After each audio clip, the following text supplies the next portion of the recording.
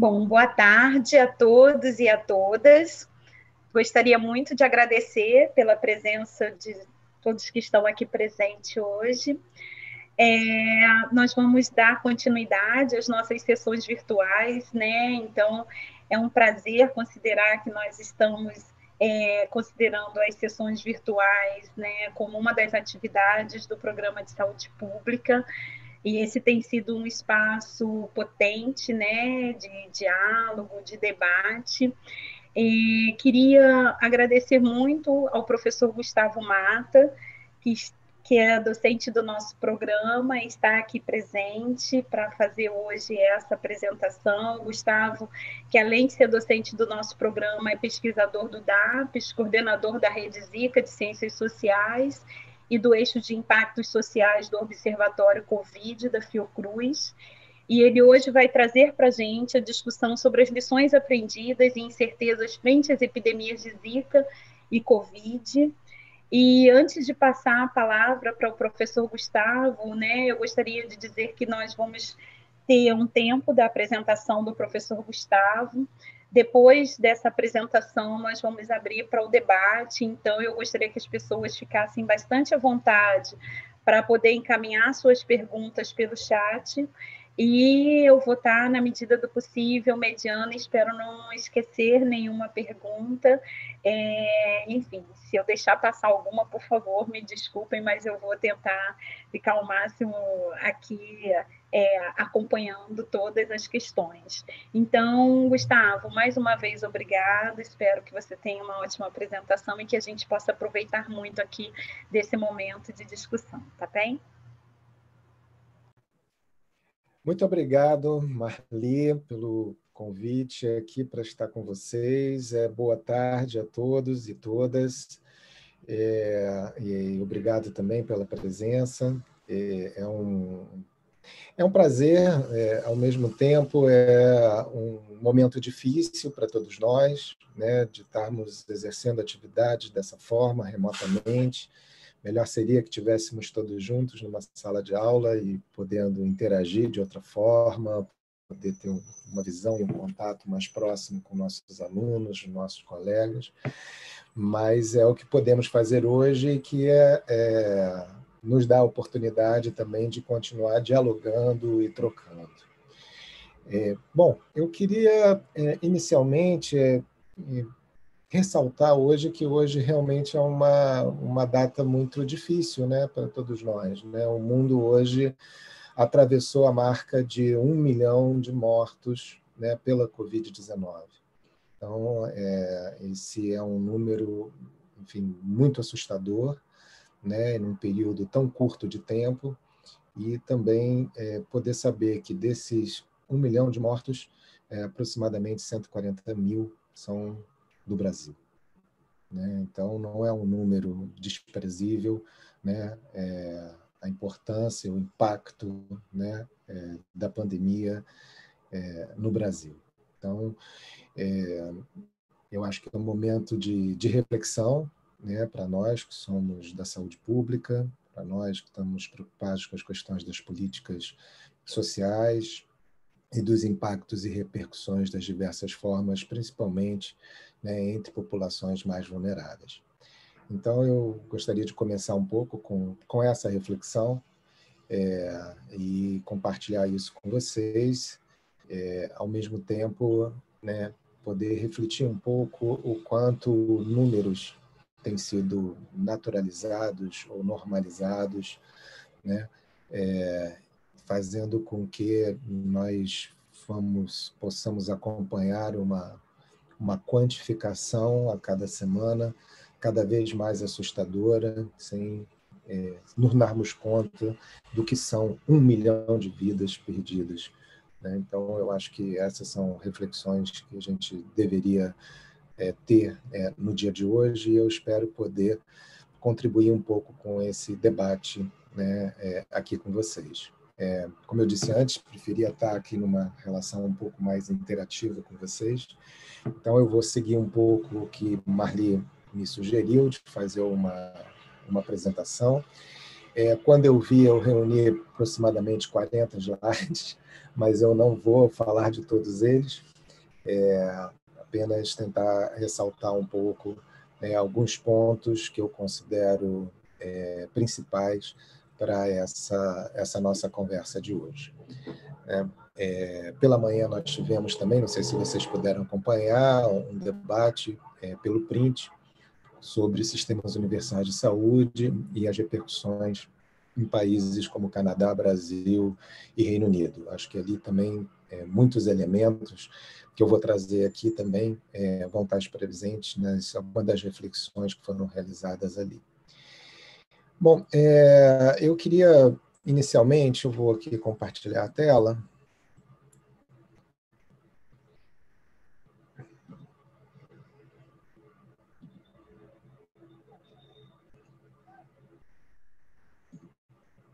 Vocês estão vendo a tela? Marli, me dá um sinal. Sim?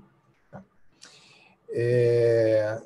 Bom, esse é um tema que a gente vem discutindo já há algum tempo, do impacto, principalmente, de epidemias ou de emergências sanitárias internacionais sobre países como o Brasil, ou países de baixa e média renda, com nossas relações e nossas outras questões sanitárias, né? Porque geralmente nós acompanhamos muito esse fluxo, né, dessas relações, principalmente pelo panorama europeu ou do chamado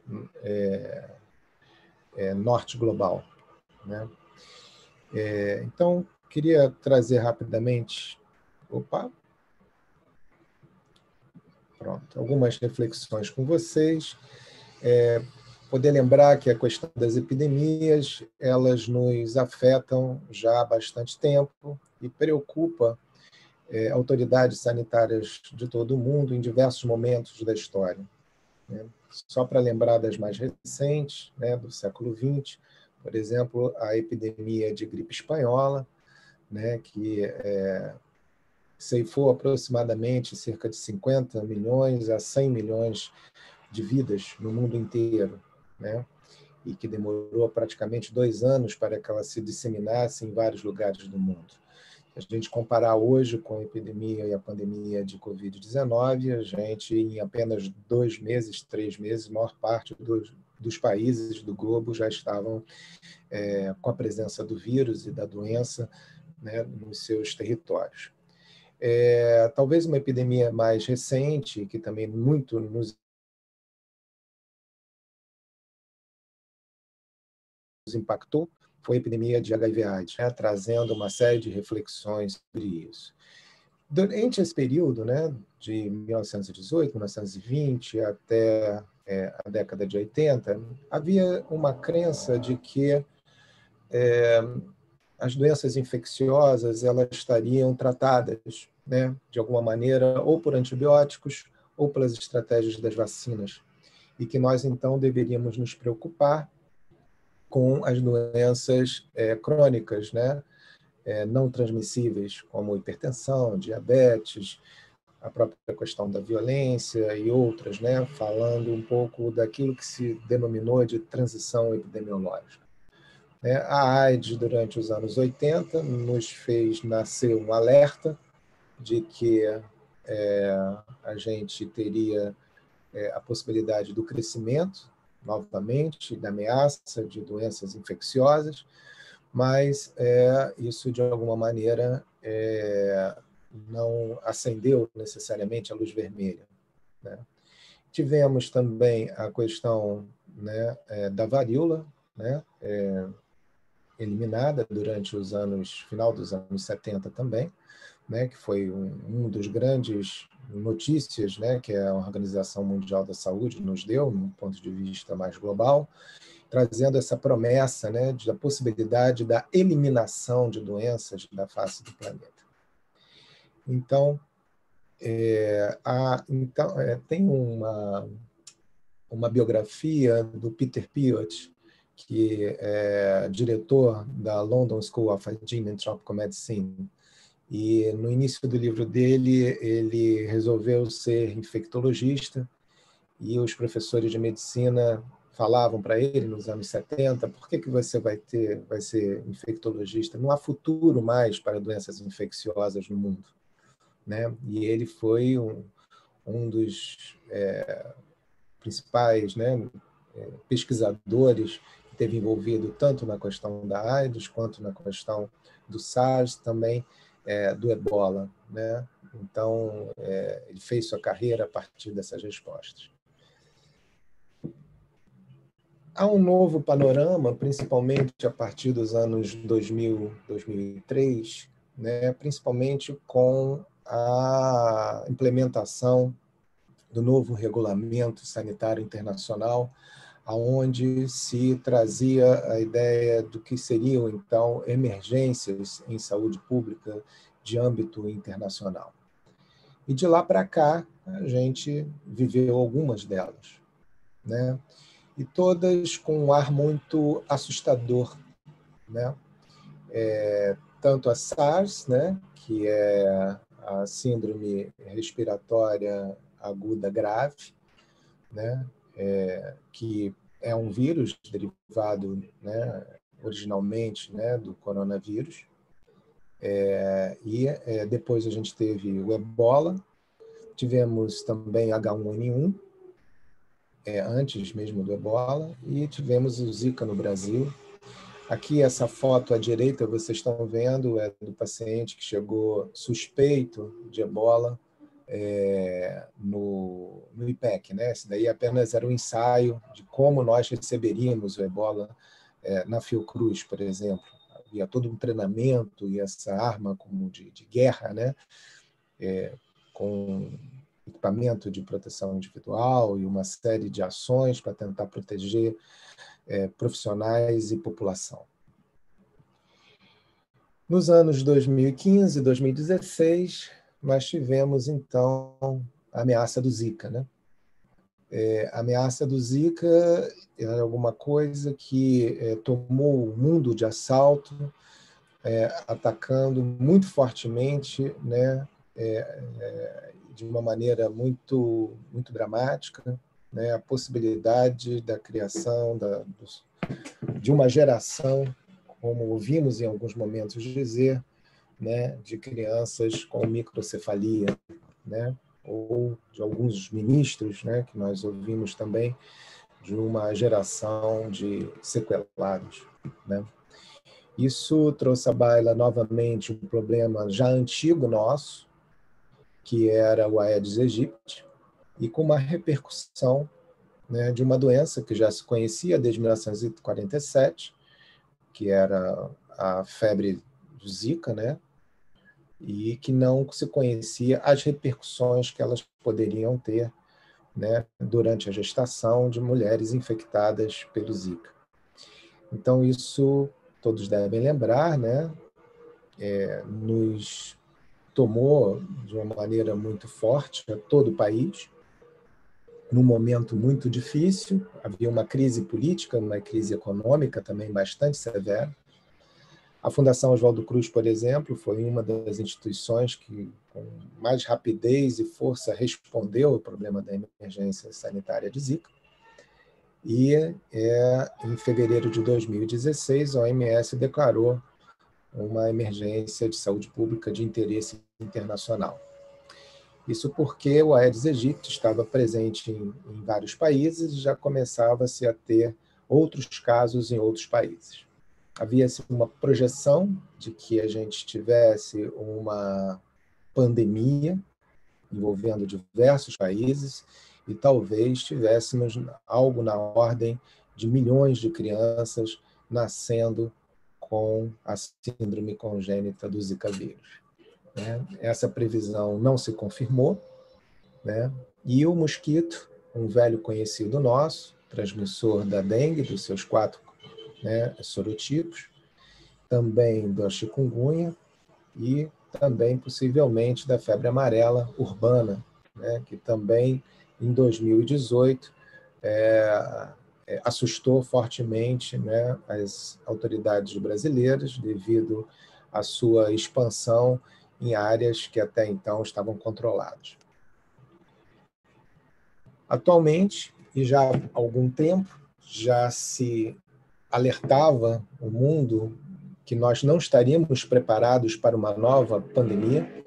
Essa capa da revista Time é de 2015, é de 2017, me desculpa, né? Já alertando, né, que nós não estaríamos preparados para a próxima epidemia.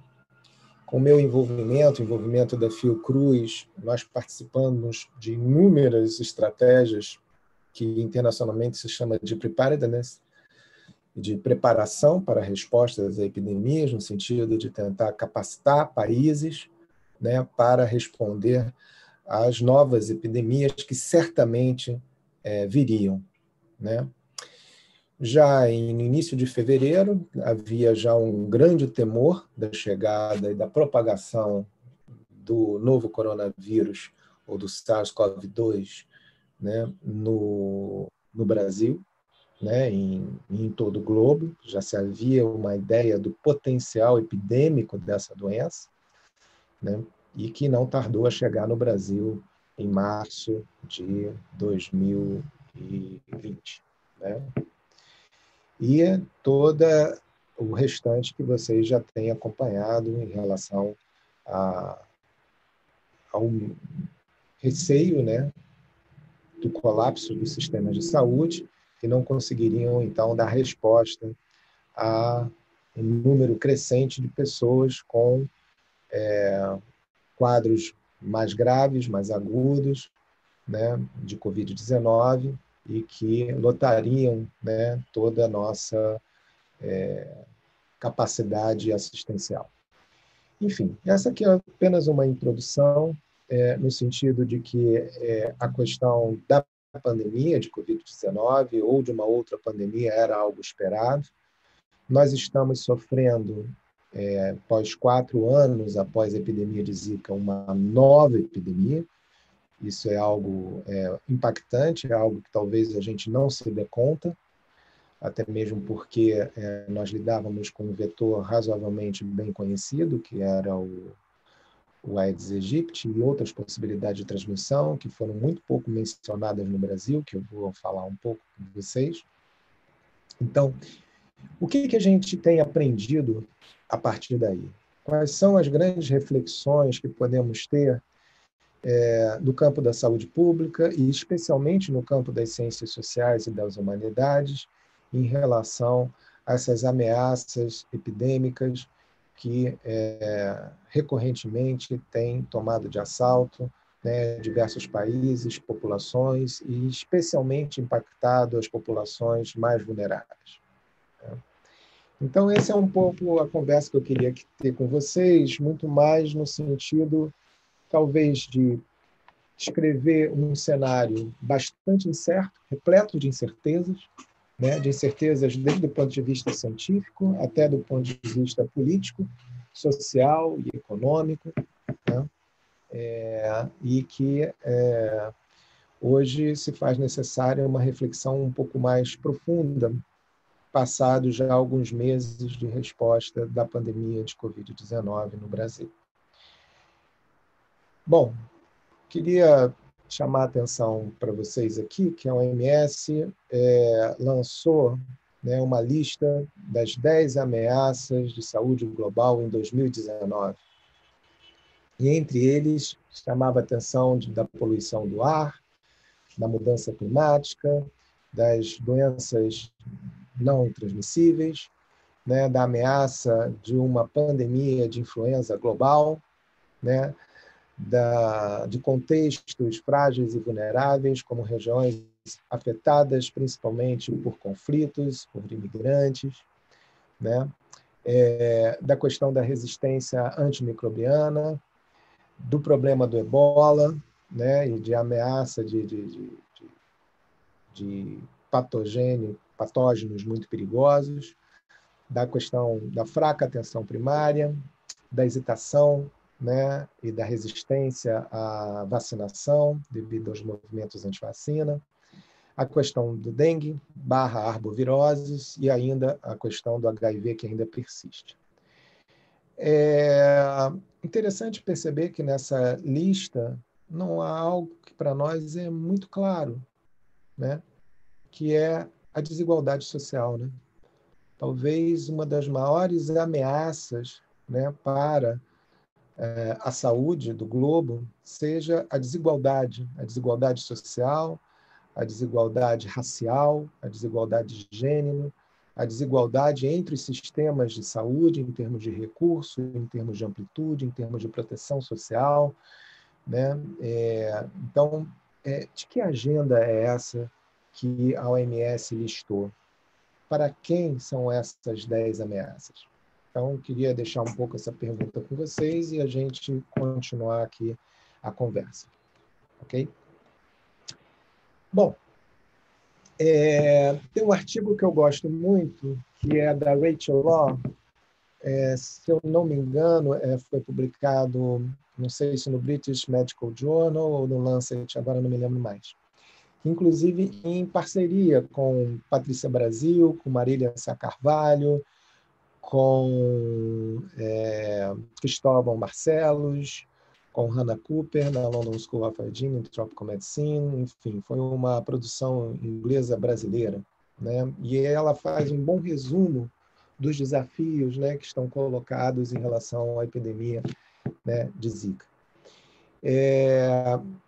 Aqui vocês veem, né, entrando aqui para o Nordeste, essas são uma das hipóteses, né, que já em 2014 a Zika teria entrado pelo Nordeste e depois teria expandido a sua transmissão em 2015 e depois em 2006 para o restante do país, né?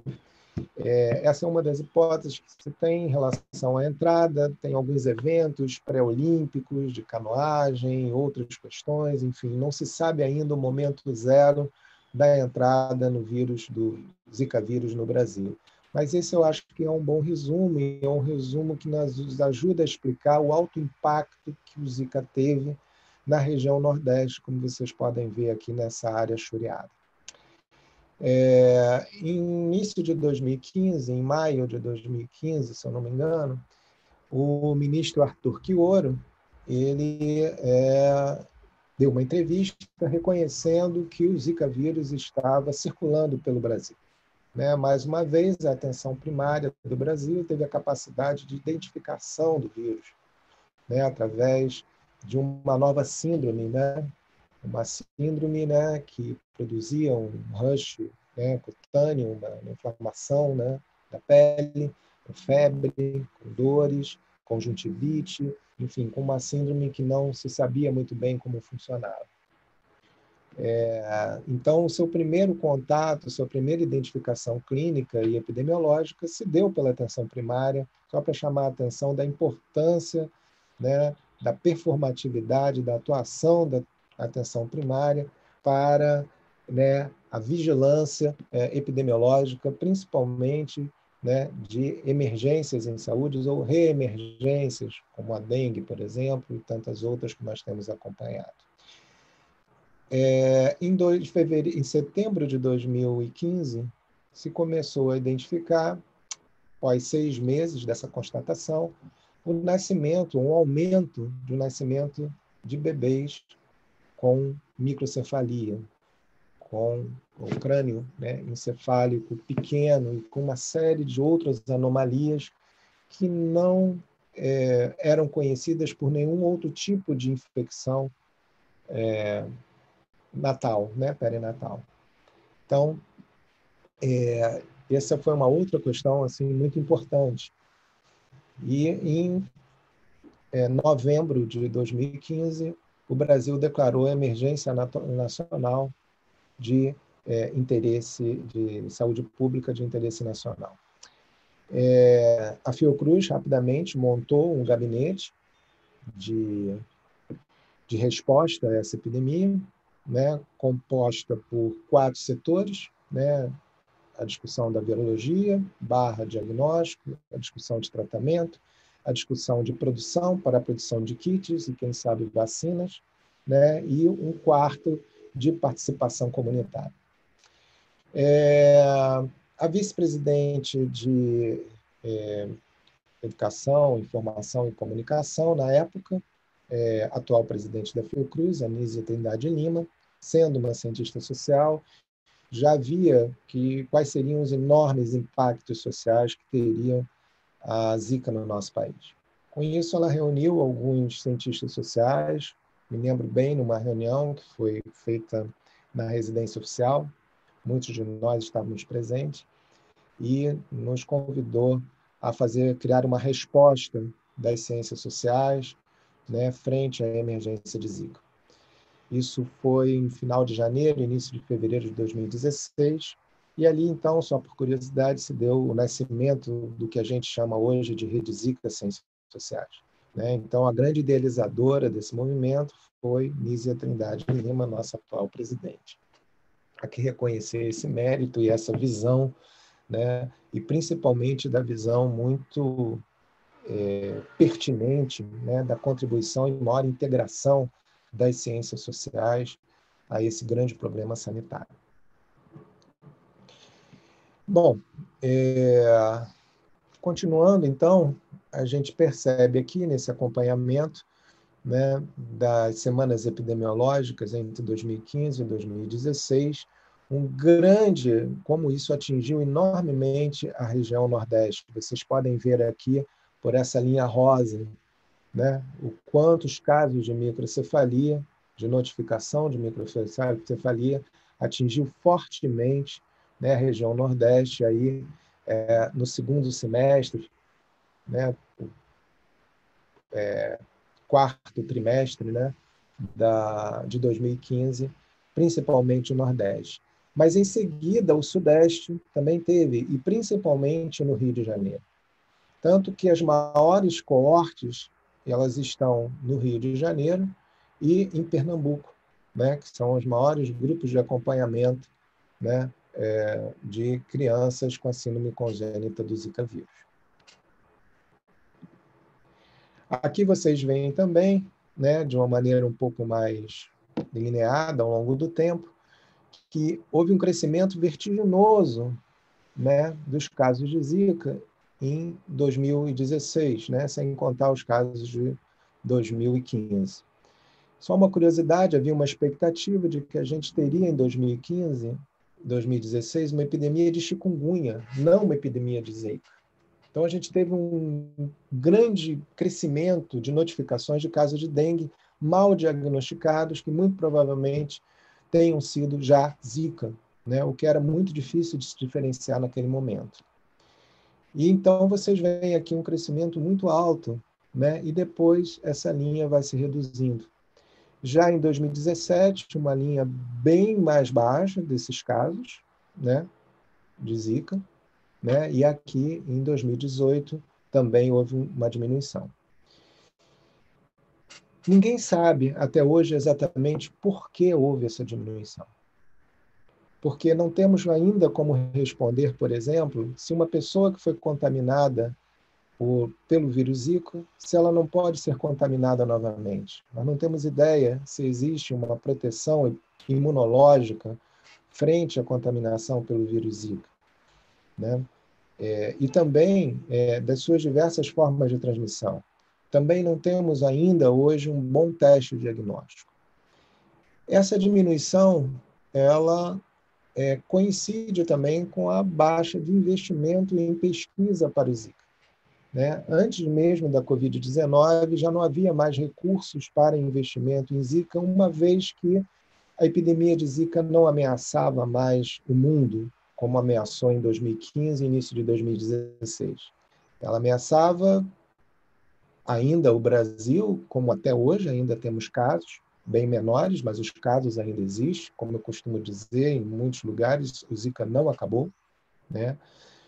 E não acabou também para a repercussão das crianças e famílias que acompanham as crianças com a síndrome congênita do Zika vírus, né? Em relação ao seu atendimento, em relação às incertezas, em relação à possibilidade de acesso a medicamentos, de acesso a equipamentos que possam tornar a sua qualidade de vida melhor e também da sobrecarga do cuidado dessas crianças frente às mulheres que são suas mães ou elas que tomam conta da sua família. Então, temos diversas questões aí envolvidas, desde direito reprodutivo até questões de gênero e até de uma maneira um pouco mais ampliada a questão das crianças com deficiências ou múltiplas deficiências, ou as pessoas com deficiências.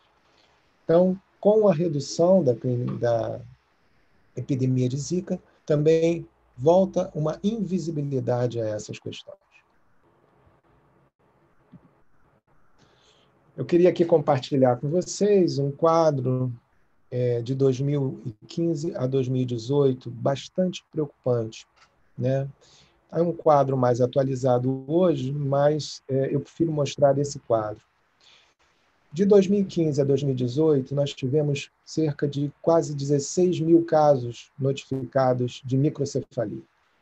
Vamos prestar atenção. Naquele momento, havia uma ideia, e um dos primeiros planos foi um plano de enfrentamento à epidemia de microcefalia. Na realidade, depois se descobriu que era causada pelo vírus Zika. Então, esse daqui são cerca de 16 mil casos, 15.874 notificações pelo vírus Zika. Tirando todas as exclusões e tal, tudo isso, nós tivemos 3.149 casos confirmados. Ok? Confirmados de quê? Confirmados da síndrome congênita do Zika vírus, porque não se trata de uma microcefalia qualquer, poderia ser originada por uma sífilis congênita, toxoplasmose, citomegalovírus ou algum outro tipo de infecção durante a gestação. Então, aqui a visão me parece muito clara, uma visão política de que havia um grande interesse naquele momento de delimitar o Zika. E aí eu perguntaria a vocês, o que foram os outros 12 mil casos notificados de microcefalia? Vamos tirar os 2 mil casos excluídos, ou seja, não entravam no padrão da microcefalia. Mesmo assim, o que foram os 10 mil casos notificados? Porque esses casos que foram notificados, no momento em que o sistema de saúde começa a ter uma atenção para o problema da microcefalia, ele consegue tirar, né, ou visibilizar toda a subnotificação que haviam desses casos. Aqui eu estou fazendo um convite para a gente tentar refletir um pouco para além da síndrome congênita do Zika vírus. Ok? Voltando, então, para as notificações de Zika, nós temos, então, apenas 62% dessas crianças em algum acompanhamento de puericultura, apenas 36% dessas crianças em estimulação, né? E 1.798 com algum tipo de acesso de atendimento especializado. Diga-se de passagem, basta para estar aqui, não é necessariamente um atendimento regular. Ele é apenas se a criança teve atendimento, apenas um atendimento de atenção especializada. Tá? Então, nós não sabemos claramente como está o andamento do acompanhamento dessas crianças.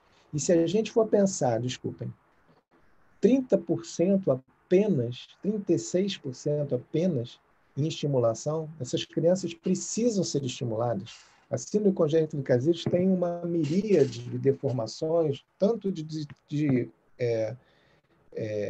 transtornos de desenvolvimento neurológico, cognitivo, né, mais grave, mas também mais leves, e que podem ser minimizados, né, com estimulação e com tratamento adequado, e principalmente acesso a medicações. Eu vou explicar isso um pouco mais na frente.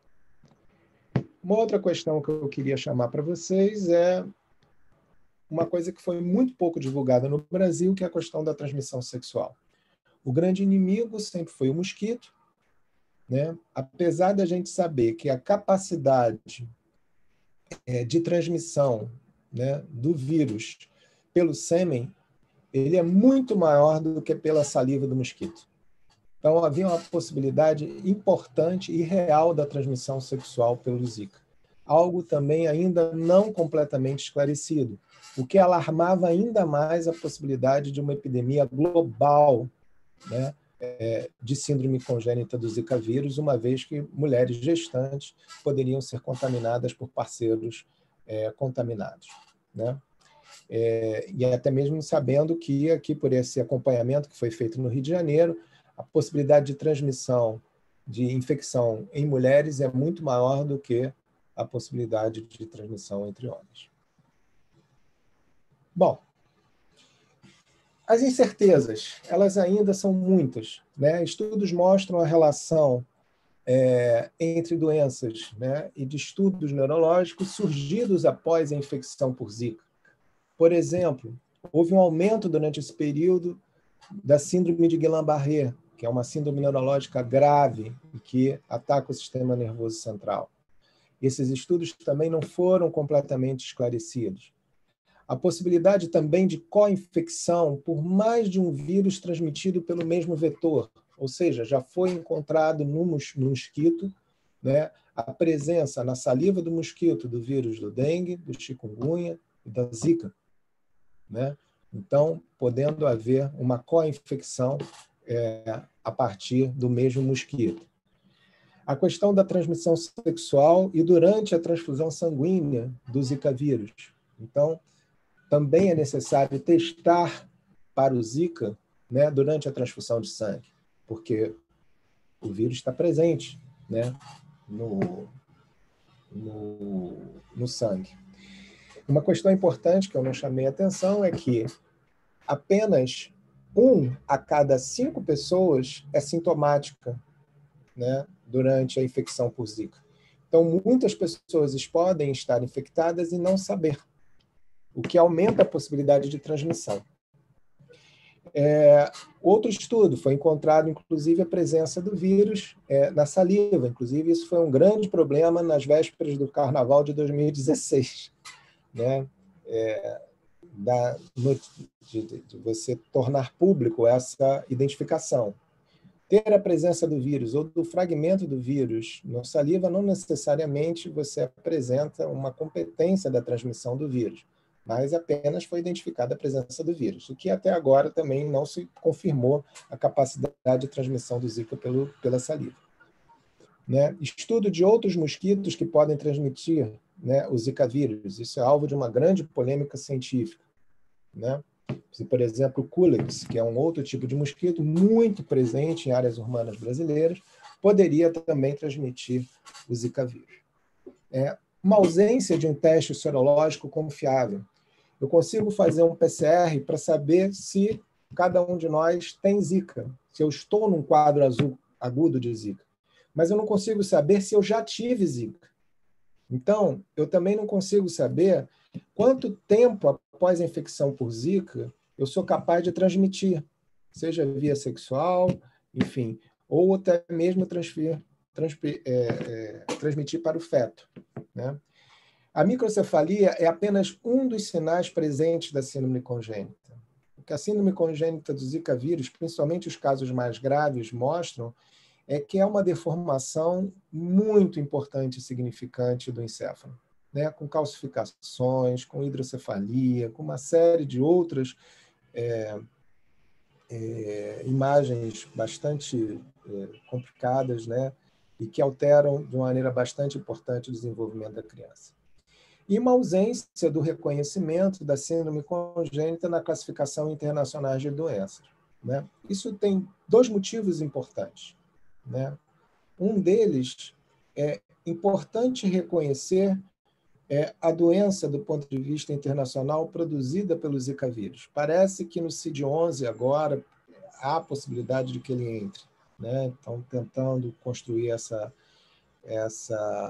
síndrome diagnóstico para ser caracterizada. E outro, para ter acesso, claro, a benefícios, né? Como, por exemplo, Bolsa Família, de que aquela criança, né, foi atingida pelo Zika e que poderá, então, receber algum tipo de auxílio. Esse também é um outro problema que a gente pode conversar um pouco mais na frente. Só ver aqui meu tempo. Eu acho que eu não tenho muito tempo, Marli. Acabei de ver agora. Eu ainda estou no Zika. Fica à vontade, pode terminar. Tá. Então, é só aqui a gente poder ter uma ideia do contexto que nós estávamos passando durante a epidemia de Zika e talvez daqui a pouco comparar com o contexto que nós estamos tendo durante a pandemia de Covid-19, né? Uma crise política durante o ano de 2016, né, o golpe que foi colocado em relação ao impeachment da presidente Dilma, a austeridade econômica, que a partir de então se estabeleceu com o estabelecimento de teto de gastos, o corte de investimento em políticas sociais, investimento em ciência e tecnologia. Nós tivemos 2 presidentes da República e 5 ministros da Saúde, né? Então, esse é outro ponto importante. Por motivos diferentes. Não foi a epidemia que produziu a alteração dos ministros, né? A mudança dos ministros. É diferente do contexto atual. Hoje, a pandemia fez mudar, né, ministros durante um dos piores momentos da pandemia, né? Bom, eu queria só chamar a atenção muito rapidamente para algumas questões que nós percebemos durante a epidemia e aí as nossas investigações em relação à investigação de Zika. Nós estabelecemos aí 3 categorias, que é a questão do impacto ou das relações nas sociedade civil, entre movimentos sociais, na relação com a ciência e na relação com as políticas de saúde. A gente quer dizer que existem diferentes Zicas. Há uma autora chamada Anima Rimol que fala de enactment, né? Ou seja, colocação em cena, né? Uma mesma doença, ela se descreve de uma maneira diferente, produz impactos diferentes em contextos diferentes, contextos de grupos sociais distintos. Então, teremos diferentes Zicas para diferentes grupos. E é isso que eu queria, então, falar um pouco com vocês, né, em relação a isso, né? Então, você tem aqui, dentro do campo científico, você tem aqui a questão da produção das vacinas, que eu me lembro claramente que, numa das reuniões que eu participei, a ideia de que nós poderíamos ter uma vacina para o Zika em 2 a 3 anos. Nós já estamos com 5 anos após a epidemia de Zika e não há nenhuma chance de curto prazo termos uma vacina para o Zika, né? O estudo de virologia, a questão da entomologia, que é o estudo, né, dos vetores, né? Os estudos clínicos, a necessidade de exames, a configuração da semicongênita do Zika vírus. Entre os movimentos sociais, nós tínhamos diversas questões, né? A questão da expectativa das mães, né, versus a realidade, né? O que iria acontecer? São perguntas que, naquele momento, ninguém sabia responder. Muitas das mães, nas entrevistas que fizemos, perguntavam aos médicos, perguntavam à equipe de saúde: mas meu filho vai sobreviver? Nós não sabíamos. Mas meu filho vai andar? Nós não sabíamos. Meu filho vai escutar? Nós não sabíamos, porque era uma síndrome absolutamente nova. Então, isso causou um impacto importante e dramático, não só nas próprias famílias, mas também nos profissionais de saúde. Havia um grande medo em relação ao futuro. No início da epidemia de Zika, houve um grande debate sobre a questão dos direitos reprodutivos, especialmente a questão do aborto, né? Na possibilidade de identificar a infecção por Zika, então você proceder a um aborto legal, como você tem nos casos de estupro, de anencefalia, e eu esqueci o terceiro caso, tem o terceiro motivo de aborto legal, né? E você tem uma questão muito importante da relação da pobreza com as múltiplas necessidades, né, que essas crianças têm, né? Então, isso estabelece relações de gênero, estabelece relações de raça, estabelece relações de classe social. A maior parte das mulheres que foram atingidas pelo Zika vírus e tiveram filhos com crianças com síndrome congênitas eram negras, de classe social menos abastada, né? E que algumas delas, ou boa parte delas, né, ou não tinham já companheiros fixos ou perderam seus companheiros ao longo do período, né? E outra questão importante foi um foco muito forte na política de saúde brasileira na questão do controle vetorial, né? de um plano nacional de combate à microcefalia, uma das primeiras vezes em que a ciência andou mais rápido do que a política pública, né? Geralmente a gente fala na política que a gente precisa ser muito rápido, né? E nesse caso, por exemplo, a ciência já tinha abandonado a ideia de falar de bebês microcefálicos, mas sim de uma síndrome congênita do Zika vírus, e a política nacional ainda insistia na questão do combate à microcefalia. E a questão dos COIs, né, dos Centros, né, de Operações de Emergências em Saúde. Esse foi um outro núcleo que foi bastante enfatizado e que não funcionou necessariamente a contento. Então, tiveram várias incertezas em relação às questões de consentimentos éticos, né, em relação à pesquisa. O Brasil se tornou um grande laboratório, né? Pesquisadores do mundo inteiro vieram para cá tentando fazer pesquisas. Nós identificamos consentimentos informados entre famílias do interior de Pernambuco em inglês e em norueguês, ou seja, certamente são pesquisas que não passaram pelo nosso Comitê de Ética, pela CONEP, né? As próprias incertezas em relação ao futuro, a ciência também ainda não consegue dizer quais serão os futuros dessas crianças, né? Não temos financiamento suficiente para acompanhar essas crianças durante muito tempo. Nós conseguimos agora financiamento até os 5 anos de idade, e depois dos 5 anos de idade, o que teremos? Né? Essa relação entre um vínculo pessoal e institucional dos pesquisadores e das famílias em relação aos centros de referência, isso é uma outra questão muito importante, né? E a questão dos rumores, né? Em relação à sociedade civil, né? A gente também pode chamar a atenção aqui do foco em relação às crianças com deficiência. Isso foi uma questão importante. Os movimentos sociais que se uniram em relação das mães e criaram associações das crianças com a síndrome congênita, criaram associações e, durante esse movimento, eles conseguiram abraçar e chamar a atenção não só para as crianças com síndrome congênita do Zika, mas também para crianças com deficiências. A necessidade de um atendimento, né, à saúde integral, né, a questão da obtenção do diagnóstico da síndrome congênita. Boa parte dessas crianças não apresentam soropositividade para o Zika, até mesmo porque a gente não tem um bom diagnóstico sorológico, mais uma vez. Essas crianças não têm vírus Zika circulando no corpo a ser identificado por um PCR. A gente precisaria de um bom teste sorológico que não temos até hoje. Né? O foco, né, na questão, mais uma vez, do controle vetorial. E a responsabilidade individual, né, em relação ao controle do mosquito, ou seja, a vazio de planta, uma série de coisas, uma série de condições foram completamente apagadas, como a ausência de saneamento, as péssimas condições de vida, a questão própria da pobreza, tudo isso foi absolutamente apagado durante a epidemia de Zika.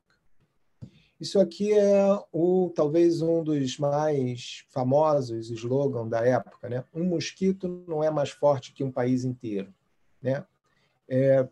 Logicamente, é um péssimo slogan, mais uma vez a ideia bélica da guerra contra o mosquito, da guerra contra o vírus, e aqui a belíssima Camila Pitanga, infelizmente, nesse momento, fazendo uma identificação de gênero, ou seja, quem é que cuida do vasinho de planta dentro de casa? Quem é que tira a água de dentro dos pneus? Quem é que tampa a lata de lixo? Né? São as mulheres. Né? Então, aqui está uma mensagem clara, né? Extremamente machista, né? Dessa perspectiva. Então, eu acho que esse slogan realmente ele traduz muito bem o que foi, né, a comunicação pública em relação ao Zika naquele momento. Né? E, se vocês podem perceber, não há nenhuma menção em relação à transmissão sexual nesse quadro. As duas grandes imagens que ficaram e que a gente fez uma pesquisa através de métodos digitais nas redes sociais foi do Aedes e das crianças com as cabeças pequenas, né? Produzindo, inclusive, estigmatização. Né? E o mosquito como um grande vilão, como se a gente fosse desaparecer o mosquito. Né? Então, deixa eu ir um pouquinho mais à frente, e eu queria chamar a atenção aqui uma das motivos, né, também devido à distribuição do Zika entre diferentes países, exatamente também obedecendo quase a mesma linha, né, em termos de temperatura e clima, da presença do Aedes aegypti, né? E aqui mostrando uma certa em que momento foi identificado, né, a infecção por Zika nos diversos países. Bom, esse daqui é o quadro atual, onde nós percebemos aqui, né, o número de notificações, né, de síndrome congênita do Zika vírus. Ou seja, ainda temos Zika no Brasil. Nós tivemos cerca de 52 casos notificados em 2019. Nós tivemos só esse ano cerca de 5.000 notificações da infecção por Zika, não de síndrome congênita. Em muitos casos ainda sendo investigados, né? Acredito que muitos de vocês não têm acesso a essa informação, ou seja, os casos ainda existem. Bom, eu queria passar rapidamente, Marli, posso? Só para tentar finalizar um pouco com a questão da Covid, tá? Então, eu queria chamar a atenção aqui um pouco em cima do que aprendemos nessa ideia, da ideia de vulnerabilidade, né?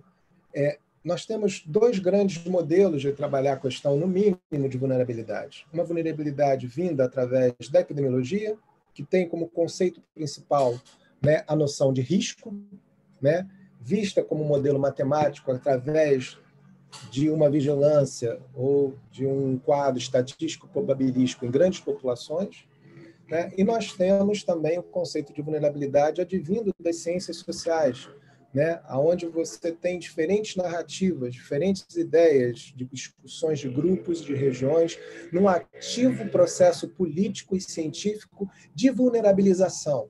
Ou seja, nós entendemos, né, as vulnerabilidades não como um processo passivo ou um efeito adverso, né, das ameaças sanitárias que atingem A ou B ou C. Não, a gente percebe que são os mesmos A, B ou C, que na maioria das vezes que são atingidos num processo ativo, né, de vulnerabilização de populações, de grupos e de indivíduos, né? Então, eu acho que a Covid-19 ela nos ajuda, para além do Zika, a abrir um pouco, né, essa caixa de Pandora das vulnerabilidades, né, tornando, né, a humanidade, né, frágil, mortal e o seu futuro claramente incerto, né, dado aí hoje as 1 milhão de mortes que nós temos no mundo, né? Então, eu queria fazer aqui algumas notas em relação a isso. Um primeiro momento que eu queria compartilhar com vocês é bem visual, seguindo um pouco essa ideia da epidemiologia e do cálculo matemático e do modelo matemático. Aqui vocês veem a curva da Covid-19 na Europa.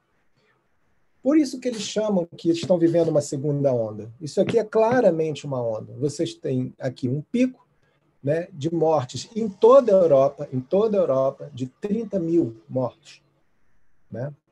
E você tem uma queda bem forte aqui já no início, aqui, se a gente vai pegar aqui já no meados de setembro, iniciozinho já de uma subida do número de mortes.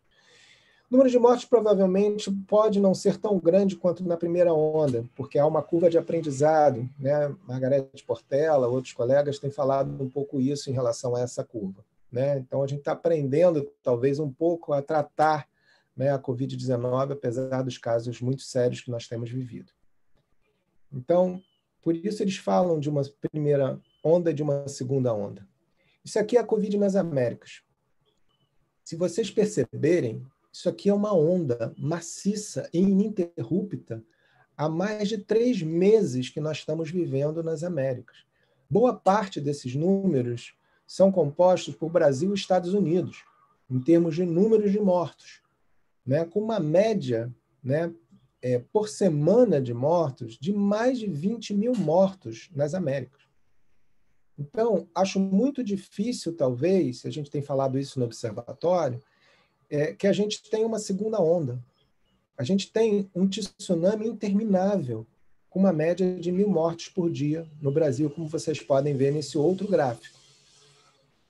Então, o comportamento da Covid é inteiramente diferente aqui do que na Europa e também diferente do que acontece nos Estados Unidos e que acontece em outros países também da América Latina. Nós precisamos aprender o impacto em relação a isso, tirando, logicamente, né, as questões, né, que se colocam em relação ao vírus, mas sim as suas repercussões sociais, a sua coordenação política, a base de iniquidades que ela se relaciona, a estruturação do sistema de saúde e uma série de outras questões que não podem nos ajudar a entender o que se passa, né, com a Covid-19 no Brasil. Isso daqui é feito por uns outros colegas, que é o grupo de Covid nas favelas, com diversos colegas da ENSP, da Escola Politécnica e de tantos outros, que fizeram aqui uma divisão da taxa de letalidade da Covid em bairros com presenças de favelas. Tá? Então, você vê aqui, em cada um desses lugares, você vê que a taxa de letalidade ela é maior do que na média do Rio de Janeiro inteiro. E se pegar só o Complexo do Alemão, você tem uma taxa de letalidade de 45%. Isso é muito alto. 45%. Né? Então, quem está mais sofrendo, né, são as populações mais pobres. Quem está mais morrendo são as populações mais pobres. Esse é um outro problema que nós temos de notificação. A nossa notificação ela é muito ruim. A gente tem uma dificuldade de identificação por bairro, localização e por raça, né, e cor. Né? Então, se você identificar que 41% de não preenchido é muito alto, como se isso necessariamente não fosse importante. Para quem trabalha com a ficha de notificação da Covid-19, ela é muito ruim. Ela não apresenta dados que sejam adequados para melhor monitoramento, né, e uma melhor identificação de quem são as pessoas que estão sendo infectadas e morrendo. Mesmo assim, a gente tem aqui, né, identificado como raça negra e parda, né, 30% daqueles que foram preenchidos. Podemos imaginar, talvez, que esses 41%, a sua maioria, sejam de pessoas negras. Esse daqui é um outro quadro também produzido pelo Observatório Fiocruz, onde a gente vê claramente, né, não seguindo a notificação por Covid-19, mas sim por síndrome respiratória aguda grave, né, que são as notificações que são feitas. Isso em comparação a registros do ano passado. E vocês veem uma taxa muito alta. O Brasil está inteiro em vermelho. Inteiro em vermelho. Como a gente pensar em retorno das escolas, como a gente pensar em abertura de absolutamente tudo, a questão do transporte urbano com dados desse tipo. Uma outra questão importante é mostrar que o Brasil é um dos países que menos testa no mundo. O Brasil está aí beirando em torno de 4.300.000 casos. Vocês sabem quantos testes nós fizemos no Brasil até agora? 5,5 milhões. Ou seja, nós praticamente testamos aqueles que já estavam positivos. Se você comparar com outros países, mesmo da América do Sul, Cuba, Índia, que não é América do Sul, né? Argentina, Chile, nós estamos bem abaixo em termos de número de testes por 1.000 habitantes. Bom, as narrativas de Covid-19, então, elas produziram, né, e tornaram, né, visível, uma vez mais, a questão estrutural e histórica das iniquidades, né? Principalmente as questões voltadas para a raça e para a etnia. Nós estamos vendo o que está acontecendo, inclusive, com a questão da Covid-19 entre povos indígenas, né? A pobreza e os territórios de exclusão. Isso também foi visto durante a epidemia de Zika. Né? A questão dos empregos informais, a questão da precariedade do transporte público, a questão das péssimas condições de vida que possibilitam aglomeração, como adaptar essas questões. Essa é uma questão já antiga que nós vemos discutindo, talvez, aqui em diversos webinars. Né? A questão da ausência, né, de saneamento, né? E também é importante dizer, quando a gente olha para esses territórios de exclusão, eles não são territórios passivos. Existe uma resposta, existe uma resistência, existe um termo que eu não gosto muito de usar, que é o termo de resiliência, né? De movimentos sociais em favelas, de movimentos de povos indígenas resistindo, e também de agentes comunitários de saúde com uma série de iniciativas para tentar proteger a população e ajudar a suprir os diversos problemas sociais, econômicos e políticos que se estabelecem nesses territórios. Então, o que temos, né, e que tivemos também durante a Zika, é uma completa, né, ausência de coordenação política entre governo federal, estadual e municipal. Hoje, mais do que no tempo da Zika. No tempo da Zika, nós tínhamos técnicos no Ministério da Saúde extremamente competentes, extremamente capazes, né, principalmente na Secretaria de Vigilância em Saúde, né, de monitorar e acompanhar esses casos e oferecer dados para todo o Brasil. Mas a coordenação da ação e da resposta ao Zika foi muito diferente entre os estados e os municípios. Né? Para vocês terem uma ideia, em Pernambuco você ampliou em mais de 10 vezes o número de centros especializados para atenção com deficiência. E no Rio de Janeiro a gente perdeu 2. Né? E boa parte dessas crianças são acompanhadas quase que exclusivamente no Instituto Fernandes Figueiredo.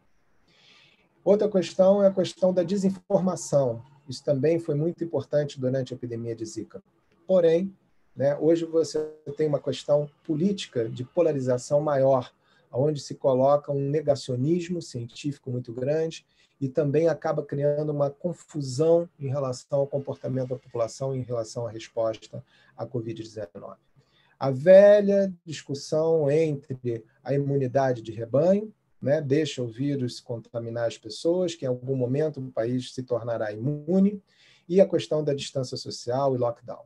Nós nunca fizemos lockdown no país, nunca. Nós não sabemos nem de perto o que é um lockdown, como se viveu na Europa e em alguns outros lugares. E nós temos hoje uma ausência de testagem, uma ausência de identificação e uma ausência de identificação de contatos para que a gente possa criar essa identificação de contato, isolamento de populações provavelmente contaminadas. Então, não temos condições de fazer isso, talvez num país tão grande, mas nós poderíamos fazer isso de uma outra forma, principalmente em relação a populações vulneráveis, os quais nós já sabemos que serão as mais atingidas. A questão da austeridade econômica, continuamos a viver, desde 2016 para cá, com cortes importantes na área de ciência, saúde e de políticas sociais. A questão da transferência de recursos ou da ajuda, né, emergencial, nós tivemos também em relação ao Zika, que foi capitaneado pelo governo Temer, a ideia de uma bolsa, né, família específica, um BPC, uma bolsa de prestação continuada para as crianças com Zika, e ficou limitado para as famílias com Zika. E o restante das outras famílias que têm crianças com deficiência, não só as crianças com Zika, o impacto que isso tem sobre as famílias mais pobres, o impacto que isso tem sobre essas mulheres, o impacto que isso vai ter, inclusive, no empobrecimento das gerações futuras dessas famílias. Então, essa é uma questão também bastante importante no momento de um enxugamento muito forte do Estado e das políticas de proteção social. Né? Se você imaginar em termos de recursos, o que tivemos até agora foi alguma coisa em torno de $100 por família, os R$600, né? Mais de 60 milhões de pessoas entraram com essa solicitação desse auxílio. Isso fala enormemente da desigualdade que vivemos no nosso país. A questão da flexibilização social durante a epidemia de Zika, né? Esse é um outro ponto importante. Durante o momento em que a Europa começa a flexibilizar, os governantes daqui também começam a flexibilizar, e no momento de pico da epidemia, no momento em que a gente tem mais de 1.000 mortos por dia no país, né? Então, existe também uma relação muito importante, né, de uma temporalidade que está presente na saúde global, porém não respeita determinadas fronteiras e contextos sociais. Né? Ao mesmo tempo, logicamente, a responsabilidade das autoridades que iniciaram a flexibilização social num pico muito elevado da Covid-19 no Brasil, tendo ainda como agravante a questão das eleições municipais de 2020. Bom, Eu queria chamar a atenção para algumas outras questões, né? Também em relação ao Sistema Único de Saúde, nós tínhamos a possibilidade de ter prevenido muitas mortes, porque nós temos a atenção primária presente em mais de 75%, né, da população brasileira, e optamos, devido também a algumas influências internacionais, pela expansão de hospitais de campanha. Não que eles não fossem necessários, mas talvez num primeiro momento, e observando a pandemia acontecendo 2 meses de antecedência em outros países, poderíamos certamente ter organizado uma resposta mais coordenada, né? E com participação social. Bom, eu queria só trazer uma discussão dessas relações, ou seja, o que nós vemos, tanto em relação ao Zika quanto em relação ao Covid-19, é que existe uma temporalidade em relação ao acompanhamento dessas epidemias e das emergências sanitárias de uma forma anacrônica, diversa, múltipla e desigual, né? Em relação à Covid, enquanto a Europa está vivendo uma segunda onda, o Brasil parece sofrer uma única tsunami, né? A Covid-19, ela performativa diferentes realidades, diferentes territórios e produzem diferentes respostas, necessitam de diferentes respostas em cada um desses contextos, né? As vulnerabilidades, elas são, a um só tempo, um fenômeno híbrido, histórico e político. É impossível separar isso em termos de saúde pública. É impossível separar as evidências científicas do contexto social e político que vivemos, né? A questão do isolamento social impacta diferentemente as populações. E a Covid produz também a reemergência da ideia de grupo de risco, que havíamos pensado ter deixado lá atrás durante a epidemia de AIDS, onde a gente identificava, né, as questões de homoafetividade, a de transfusões de sangue e de usuários de drogas, né, como aqueles que eram o grupo de risco para a AIDS. Quando nós identificamos as pessoas com mais idade e as questões de comorbidade em relação à ameaça pela Covid-19, nós produzimos aqui um outro perigo. É como se eu tivesse uma falsa sensação de imunidade, porque isso está apenas, né, subordinado ou submetido às pessoas que teriam esse tipo de perfil epidemiológico ou perfil etário. Então, isso também ajudou nessas formas, né, mais diversas de responder às ações não farmacológicas de prevenção à Covid-19. E, por último, a questão da naturalização de mortes, né, previsíveis. O que seriam mortes previsíveis? Fulano morreu de Covid. Mas quantos anos ele tinha? Ele tinha 78. Já era uma pessoa idosa. Ele tinha 40 e pouco. Não, mas o que ele tinha? Ele era hipertenso? Não, era hipertenso. Tá vendo? Era hipertenso. Então, você tem uma naturalização desse tipo de coisa. Lógico que o medo produz mecanismos de defesa dos mais diversos, mas, mais uma vez, esse é um problema que nós estamos fazendo. E aqui, numa inglesização, né, nós começamos a numerilizar, vamos dizer assim, as mortes, ou seja, quantificar as mortes, lidar o tempo todo com números. E esses números parecem não nos chocar mais. Quando ultrapassamos a barreira de 100 mil, parece que esses números não nos chocam. Parece que a sociedade não responde a isso, né? Nós ultrapassamos agora 1 milhão de mortes no mundo. Será que isso ainda nos choca? E só para terminar, não bastasse uma crise sanitária, uma crise política, geopolítica, que não é só brasileira, nós também temos uma crise ambiental. Então, levantando uma vez mais de que todas as vidas importam, as vidas negras importam, as vidas das mulheres importam, as vidas dos países pobres em desenvolvimento importam, né? A gente não consegue respirar. Bom, é isso que eu queria compartilhar com vocês. Marli, desculpa, eu fui muito para além do meu tempo, mas não queria perder a oportunidade. Obrigado. Gustavo, muito obrigada. Realmente foi uma excelente apresentação. passou um pouco do tempo, mas assim, eu deixei para que a gente pudesse também aproveitar essa oportunidade para fazer o debate, né, considerando aí duas questões muito importantes, tanto o Zika, né, quanto a Covid, e podendo também olhar para essas lições aprendidas, né, que eu acho que quando você apresenta toda a situação de Zika, a gente fica com aquela sensação, puxa, foram muitas lições aprendidas que a gente pode agora considerá-las para a Covid, mas na realidade você traz muitas questões ainda não resolvidas em relação ao Zika vírus e que na realidade a gente acumula problemas ainda a enfrentar, mas pelo menos assim, nós temos aí toda uma perspectiva em lidar, né, com a situação de crise sanitária e de também pensar que respostas vêm sendo construídas nessa direção. Eu queria trazer aqui, né, algumas questões que já foram colocadas para você. Primeiro dizer que a Cláudia Osório passou por aqui, né, ela não pôde ficar todo o tempo, mas ela te parabenizou pela sua apresentação e ela deixou aqui uma questão que, na realidade, reforçam o que você já havia apresentado em relação ao Zika. Ela fala que enquanto você apresentava, né, ela foi procurar dados recentes sobre arboviroses no Brasil pela última referência que ela tinha. E aí o que ela encontrou foi o boletim epidemiológico 51, volume 51, número 36, né, que traz o monitoramento dos casos de arbovirose urbanas transmitida pelo Aedes, dengue, chikungunya e Zika. E aí ela diz, o Zika vírus foi esquecido? O que isso significa, do seu ponto de vista?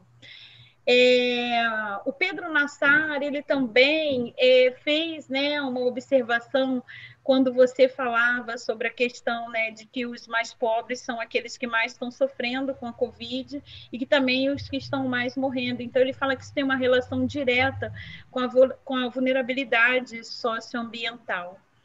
E, por último, vou colocar aqui a pergunta, o comentário e, ao mesmo tempo, a pergunta da professora Luciana Dias. Ela coloca, Gustavo, muito boa a sua apresentação. Eu gostaria de consultá-lo quanto aos principais aprendizados do enfrentamento da Zika no cenário internacional e nacional. Por exemplo, em termos de atuação dos organismos internacionais, como a OMS, a atuação dos governos e de organizações da sociedade, você pode explorar isso um pouco mais? Tá? Vou ficar por aqui, você responde a essas e depois a gente então vai para um outro bloco, ok? Tá claro? Se você quiser também que eu repita alguma coisa, você fale, tá bem? Não, já anotei aqui. Obrigado, gente, pelas perguntas. Deixo um abraço também para a Cláudia Osório e para todos aí. Bom, em relação aos dados das arboviroses, né? Logicamente, do ponto de vista político e do ponto de vista científico, o Zika foi evidentemente esquecido. E aí, já fazendo também uma relação para a última pergunta, né? No momento em que a OMS, 6 meses depois da declaração da emergência internacional de Zika, retira a emergência internacional, né, num alto grau de incerteza, isso ficava muito claro, porque o problema ficou circunscrito a países como o Brasil, casos na Colômbia, alguns casos, né, no Caribe, né, e talvez reviver ou reinvestigar, né, os casos na Polinésia Francesa. Então, havia ali um sinal muito claro, né, na gestão da Margaret Chan, o que representava uma emergência internacional, né, para o Zika. E eu acho que essa é uma coisa, para o Zika não, uma emergência internacional para o chamado Sul Global, né? Eu acho que essa é uma agenda muito importante no sentido da redefinição, né, dos critérios para emergências sanitárias de interesse internacional. Talvez uma segmentação desses critérios, talvez uma recategorização em subcategorias possa ser mais importante, no sentido de, no momento em que você retira, você está retirando também a atenção internacional, a comunidade de ajuda internacional, a comunidade financeira internacional para investimentos em pesquisa, investimentos em ajuda e uma série de coisas. Né? O Brasil, por exemplo, recebeu mais recursos para pesquisa com recursos internacionais do que recursos nacionais. Ao recebermos pesquisas, mais uma vez, entrando também na terceira pergunta, né, em relação a esses aprendizados, né, uma vez que nós recebemos recursos internacionais, é compulsório que a gente compartilhe dados, compartilhe material biológico, apesar de todos os problemas que temos com a legislação em relação a isso. Então, esses dados têm que ser compartilhados com instituições que são mais poderosas do que nós, do ponto de vista científico, têm mais capacidade de processamento de dados e, além disso, tem, talvez, possibilidade de propriedade intelectual e de produção de patentes, tanto para diagnóstico, medicamentos e vacina. Então, você tem uma série de questões aí voltadas para isso. Então, de que maneira esse aprendizado nos trouxe isso de uma maneira muito clara? O Brasil nunca tinha vivido uma emergência sanitária internacional que se iniciou a partir do seu país, a partir do Brasil, e que com ele foi, né, praticamente um grande laboratório para essa questão do Zika vírus. Então, tem uma série de aprendizados que a gente tirou, principalmente nessas relações de cooperação internacional. A cooperação internacional, na maioria das vezes, ela foi de caráter bastante predatório. Tiveram outras de contribuição sustentável, tudo isso. Uma das questões é, cooperação internacional ela é fundamental, mas que ela possibilite a sustentabilidade e equidade entre países, né, no sentido do desenvolvimento do nosso parque tecnológico. Nós temos instituições muito potentes como a Fiocruz, como a USP, como o Instituto Evandro Chagas, no Pará, e tantos outros. Mas a nossa distribuição de acesso a esses tipos de instituições é muito desigual ainda. Né? Nem toda a população consegue dar conta disso, apesar da presença da Fiocruz em 11 estados, mas não temos Biomanguinhos, por exemplo, IOC em todos os lugares, né? Nem INSP em todos os lugares. E nem deveríamos ter. Isso tem que obedecer a uma certa lógica de resposta aos contextos regionais. Então, eu acho que essa é uma questão importante. Aí tem uma lista de aprendizados assim, muito grande nesse envolvimento dos contextos internacionais. Um outro grande exemplo, por exemplo, que eu gostaria de dar para vocês em relação ao contexto mais internacional, hoje a OMS tem um grupo muito forte de ciências sociais para responder à Covid-19, né, como estratégia de pesquisa. Porém, só temos 2 representantes da América Latina. Apenas 2 representantes da América Latina. No momento em que houve a diminuição de casos na Europa, né, como podemos acompanhar lá naquela onda, né, a Europa entrou de férias em final de julho e agosto. A OMS cancelou boa parte das suas reuniões. Só retomou agora em setembro. E a gente estava no período mais crítico da epidemia. Né? Mais uma vez, a questão da temporalidade, do acompanhamento e monitoramento global. Não que a gente necessitasse de alguma coisa específica, mas há uma preocupação muito grande de como é que a epidemia vai se comportar em diferentes contextos e que não obedece uma temporalidade que é ditada pelos países europeus. Nesse momento, os fundos internacionais estão voltados para a questão do recovery, ou seja, de recuperação. E nós não estamos bem longe da possibilidade de falar em recuperação. Nós estamos num momento ainda muito agudo da epidemia. Né? Então, como é que vamos lidar com esses contextos? Então, são posicionamentos muito importantes. Uma outra lição aprendida é que, evidentemente, o nosso parque tecnológico e científico, como a Fiocruz e como tantos outros, são eles que dão a resposta, né, em termos de ciência e tecnologia para o Brasil. Né? Em todas as 2 grandes epidemias, num contexto em que a gente teve 5 ministros da saúde durante a epidemia de Zika, né? E agora, novamente, toda a confusão que a gente viu no governo federal e também em muitos estados, né? Quem é que foi a base para a resposta e de confiança da sociedade? Foram as instituições científicas. Né? Mesmo num cenário muito crítico em termos de desinformação e de rumores. Mas é essa comunidade científica que tenta construir uma base de evidência sólida e com recomendações sólidas que podem dar um rumo, né, a emergências como essas. E a questão da vulnerabilidade socioambiental, eu concordo totalmente. Isso não é uma questão... A gente tem que tentar pensar isso de uma maneira um pouco mais ampla, mas, ao mesmo tempo, tentar pensar isso territorialmente, né? No momento em que a gente está investigando questões como, por exemplo, territórios como favelas, áreas de exclusão, você tem uma série de fenômenos que são simultâneos, desde fenômenos mais ambientais, sociais, raciais, de gênero e tantos outros, né, como a própria violência de Estado nessas comunidades, o que fragiliza muito a capacidade de proteção desses lugares, né? Então, eu acho que essas questões elas estão muito presentes e tiveram presentes bastante no Zika, e que, logicamente, agora com uma dimensão planetária que tomou a Covid, no momento em que é um vírus de transmissão respiratória, é algo que é muito grave para todos nós e que a sua possibilidade de expansão e transmissão é imensa, inclusive a partir de um outro perfil epidemiológico. A Covid rejuvenesceu no Brasil. A gente tem pessoas jovens adoecendo, a gente tem pessoas jovens morrendo, a gente tem pessoas sem comorbidade, né? Era algo que era perfeitamente previsível que a gente tivesse isso no país. Não havia a menor dúvida. No momento que você pega uma Itália, onde você tem uma pirâmide etária muito concentrada em pessoas mais idosas, você vai pegar isso no Brasil, isso vai ter um comportamento inteiramente diferente. É claro que teria, né? Então, são questões que a gente tem condições de responder de uma maneira completamente diferente. Só que, mais uma vez, perdemos a oportunidade de fazer. Eita, Gustavo, temos várias perguntas aqui, tá? Vou fazer um outro bloco, né? Acho que isso é bom. O Pedro Nasser, ele faz a seguinte pergunta: como você entende o impacto das políticas de desestabilização da atenção primária e esse número aumentado de óbitos nas comunidades do Rio de Janeiro?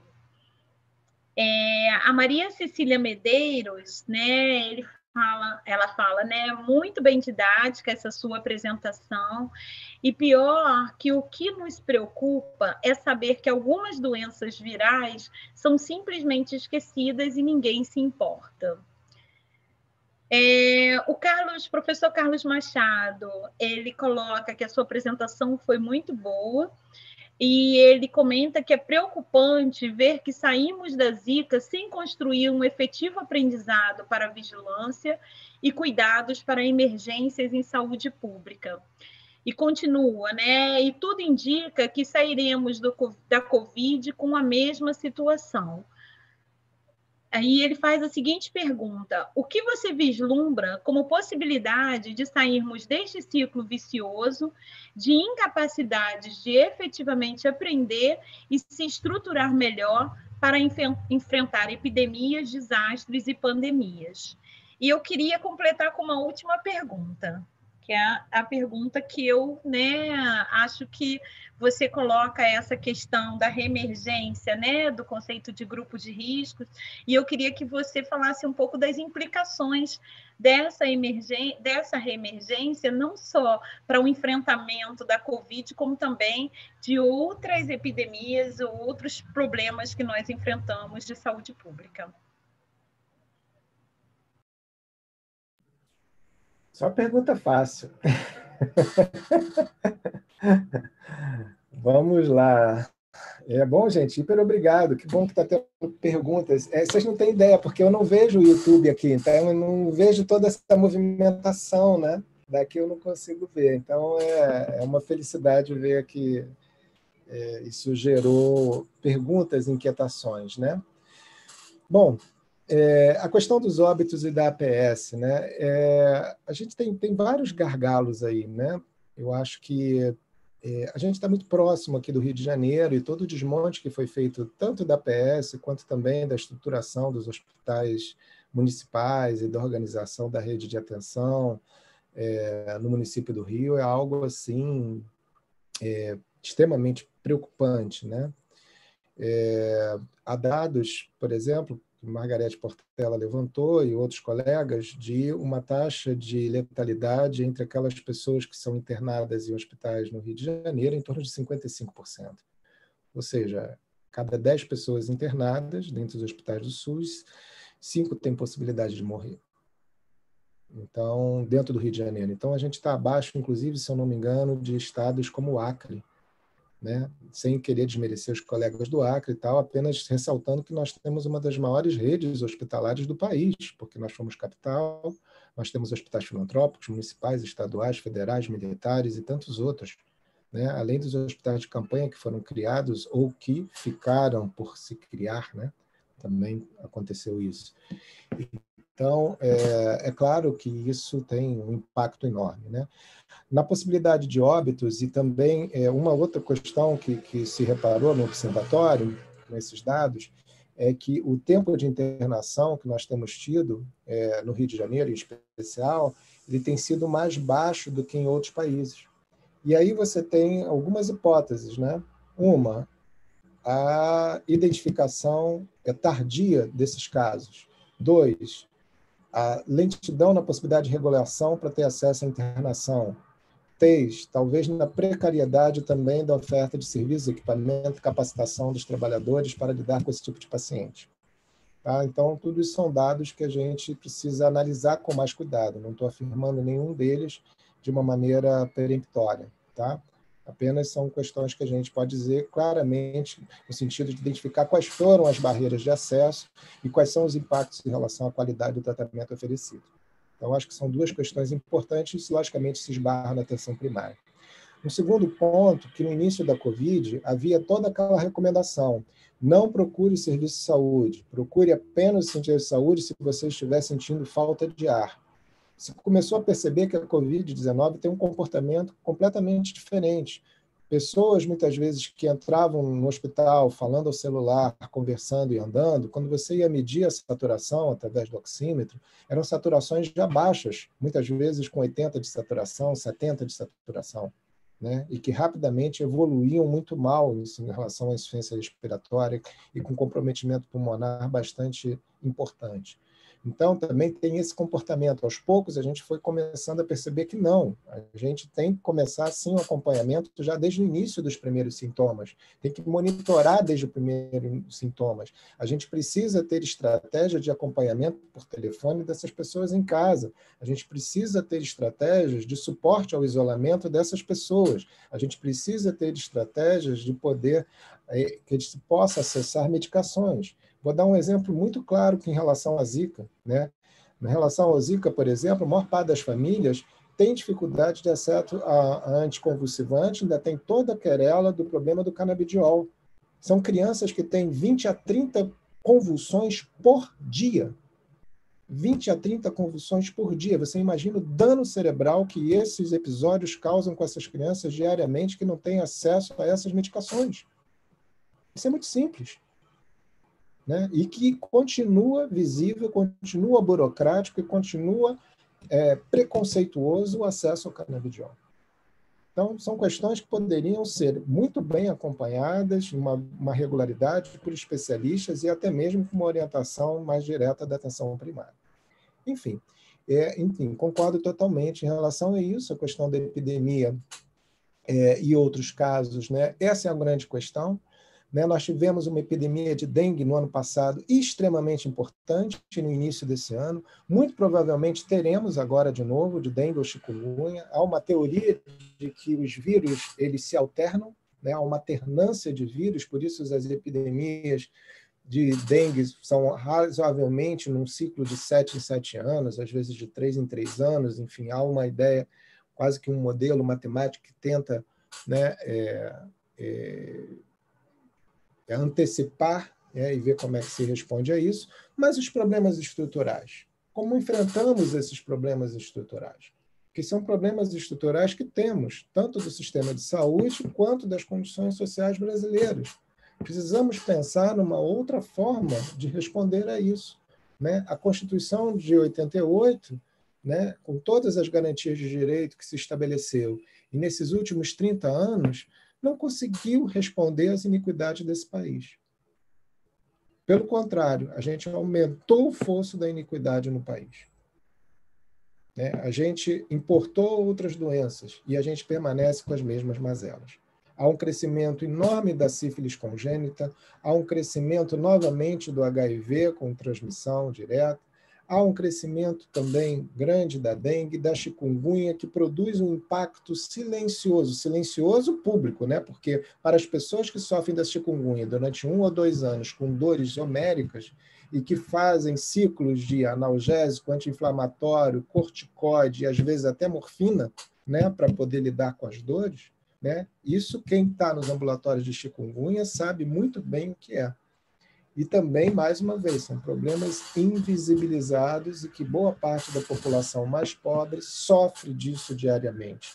E o impacto, se vocês quiserem, numa lógica econômica, capitalista, meritocrática, né, econômico e previdenciário sobre isso, é enorme, não tenho dúvida. Mas como também a gente não tem muita mais previdência, né, então a gente tem que lidar com outras formas de precariedade. Carlos, eu concordo com você, porém eu acho que a gente teve muitas lições aprendidas, sim, em relação ao Zika, né? Acho que nessa epidemia a gente conseguiu, por exemplo, até mesmo dentro da própria Fiocruz, formar um comitê de emergência de uma maneira muito mais rápida, muito mais coordenada, inclusive de que você faz parte, junto com o observatório, né? Eu acho que a gente conseguiu fazer isso e que eu tenho certeza que as lições aprendidas que nós tivemos com o Zika, não à toa, Rivaldo é um dos coordenadores desse momento, Valcler esteve também na frente durante a epidemia de Zika, nas salas de situação que eu também acompanhei. Enfim, então eu acho que a gente teve sim um aprendizado em relação a isso. O problema é que o estrago foi tão imenso, né? Foi tão grande, né? Que é muito difícil a gente conseguir responder isso unicamente, né, com evidências e com orientações, né? A gente precisa, sim, de uma resposta mais robusta, mais coordenada, mas eu diria, talvez, que a gente sabe como fazer, mas como atingir uma dimensão sociopolítico-cultural que possamos, então, ter estratégias mais coordenadas de comunicação. A comunicação não existe em relação, por exemplo, à Covid. Não há um comercial público, seja do governo municipal, seja do estadual, seja do federal, em relação a ações de prevenção, né? Do tipo ostensivo, né? No sentido de a necessidade de usar máscaras, a necessidade de não aglomerar, uma ação racional. O Rio de Janeiro ser o único estado que vai iniciar os jogos de futebol com público, né? É alguma coisa assim impensável, né? Então há uma descoordenação em relação a isso, logicamente também provocada pelos ciclos eleitorais, né? Então eu acho que esse também é um outro problema, de que maneira a gente consegue estruturar a resposta institucional mais a longo prazo e que com isso a gente consiga verdadeiramente acumular a experiência que nós temos de diversas emergências. A gente sabe muito bem a relação do controle de vetores em relação à Zika, mas a gente sabe também do problema estrutural que enfrentamos não só em relação ao mosquito, mas a outros vetores, né? A gente vê isso quando tem alagamentos, a gente vê isso quando tem desastres, a gente vê isso quando tem outras ações de emergências, né, de saúde pública que nós enfrentamos. Em relação ao grupo de risco, né, Marli, você pode repetir a pergunta? Pergunta foi que você falou da reemergência, né, do conceito de grupo de risco com a Covid, né, algo que já havia sido mais superado, né, após toda a experiência com o enfrentamento da AIDS. E a pergunta é mais do seu ponto de vista, quais são as implicações da reemergência desse conceito, não só em relação à Covid, como também em relação a outros problemas de saúde pública. Em relação à emergência, a gente já sabe o que a AIDS produziu de estigmatização, né, entre pessoas, né, de grupo LGBT, entre pessoas que são usuários de drogas e tudo isso, e que, de alguma maneira, ainda reverbera até os dias de hoje. Não à toa você tem um aumento da transmissão entre heterossexuais maior até do que em outros grupos, né? Então, a gente sabe muito bem o que essa categoria de grupo de risco produziu. Meu problema não é com o problema do modelo matemático, né? Do modelo probabilístico e estatístico. Isso é importante para que a gente possa identificar alguns grupos mais vulneráveis ou frágeis, mas a gente precisa entender que isso é um modelo matemático, isso funciona dentro de escala, isso não é algo singularizado. e que acaba produzindo estigmatização, como, por exemplo, a estigmatização dos idosos. Isso é um problema que, ainda mais num contexto de reforma previdenciária, de redução de políticas de proteção social, a questão dos idosos, a questão das pessoas com comorbidade, uma série de coisas, como se fossem pesos em relação à sociedade. Né? Então, a questão de pessoas obesas, por exemplo, as pessoas que não conseguem controlar a sua hipertensão, derivada de uma série de outros fatores, como, por exemplo, a própria questão das condições de vida, né? Tudo isso não é tocado. Então, o maior fator hoje de vulnerabilização do impacto da Covid, e talvez de muitas outras doenças no Brasil, certamente, é a questão das iniquidades sociais e das vulnerabilidades sociais. Esses pontos não são tocados pelas noções de grupo de risco, né? E aí tem esse problema, a antecipação do risco e a antecipação da doença. O Cashel trabalha isso muito bem, né? O Zé Ricardo Aires também, criticando a própria noção de risco. Então, por exemplo, você trazer para esse contexto, esse tipo de ação, ela é produtora, reprodutora, inclusive das próprias vulnerabilidades que ela pretendia proteger. Bom, Gustavo, nós já estamos se encaminhando para o final, mas eu queria também trazer alguns elogios, né, e também agradecimento. A professora Luciana Dias agradece por você ter respondido, né, a questão que ela trouxe.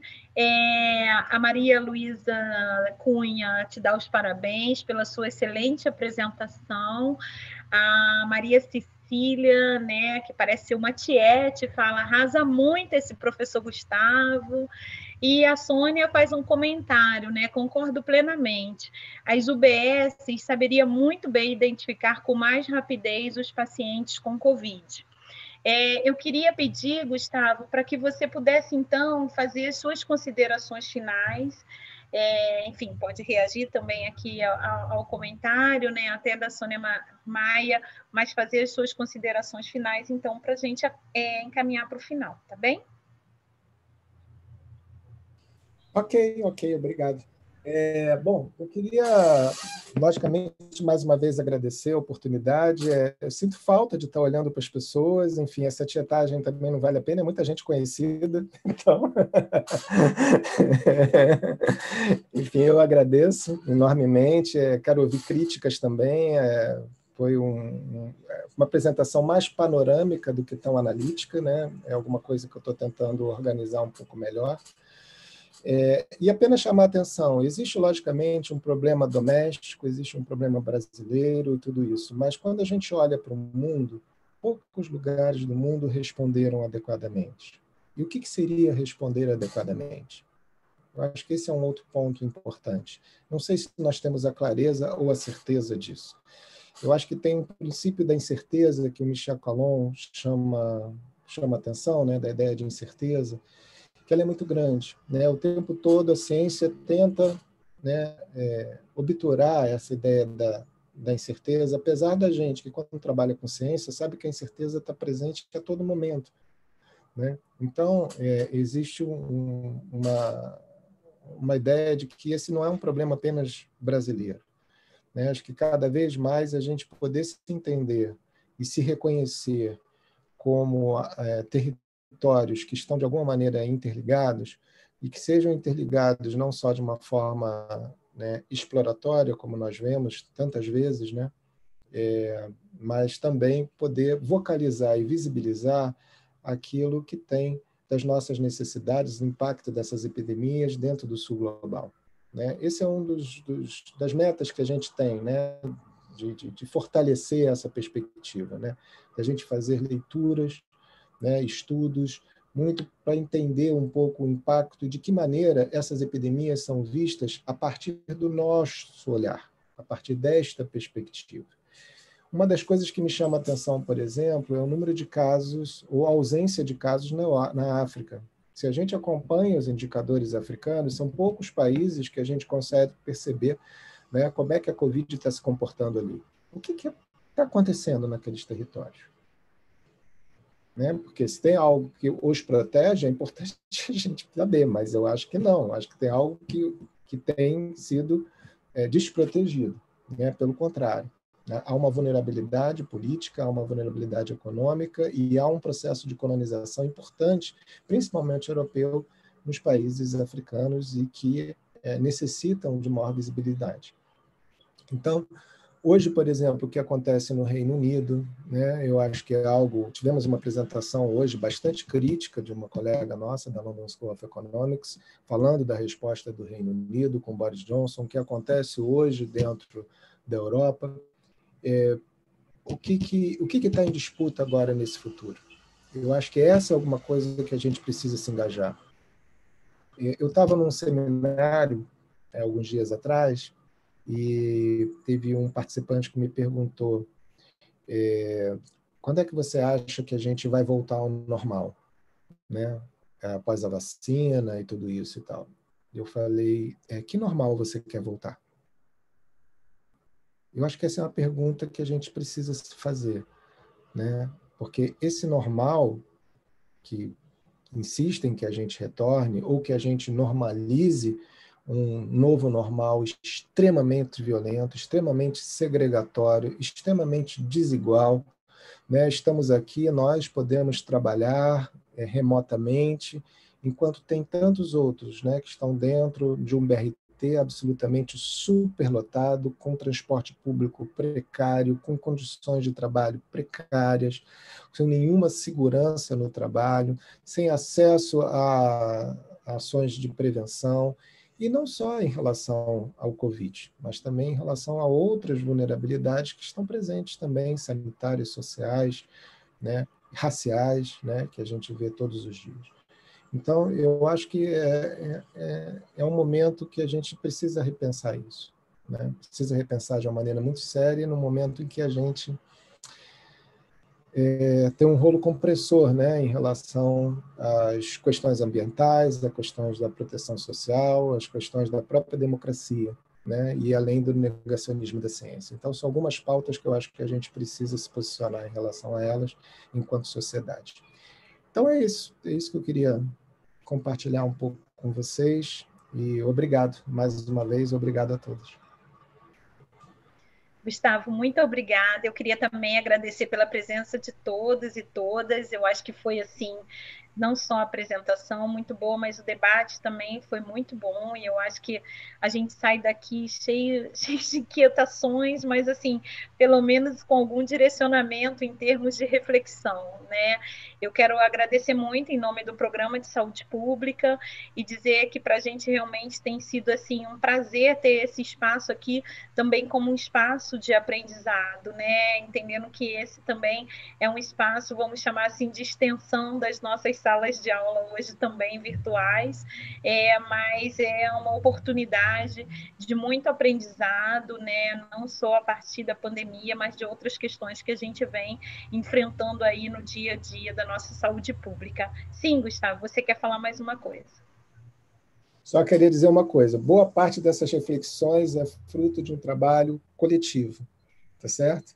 A maior parte delas, todas as, talvez, reflexões inapropriadas são minhas, todas as reflexões, né, importantes e tal, é fruto de um trabalho da Rede Zika, que envolve diversos colegas, eu esqueci de dizer isso é hiper importante, tanto também em relação à Covid, os colegas do Observatório Covid Fiocruz, colegas de outras instituições, como o SIDAX da Bahia e outros colegas que nós temos nos aproximados, tanto no Brasil quanto fora, com pessoas com um viés bastante crítico e participativo. Então, eu queria dizer isso, né? Nada do que a gente faz é original. A gente não tem que ser arrogante com conhecimento, pelo contrário.